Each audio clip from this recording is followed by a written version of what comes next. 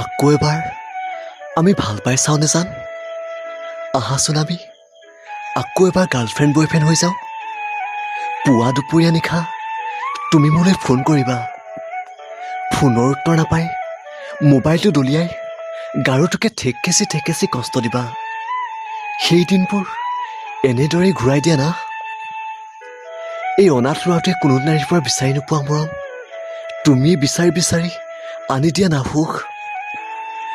সুখ তোমাৰ নামৰ এটা বৰ্ণৰে মোৰ মলিন জীৱনক আনন্দৰে উপচাই দিয়া না। 3 মিনিটৰ চিগাৰেটৰ নিচাৰে অপূৰ্ণ মোৰ প্ৰতিটো দিন। তোমাৰ 3 ছেকেণ্ডৰ এটা শব্দৰে মই নিজকে হিৰো যেন অনুভৱ কৰোঁ। চহৰখনৰ আটাইতকৈ ধনী ঘৰৰ পূবালীয়ে পৰিচয়হীন এটা ল'ৰাক ভাল পাইছিল।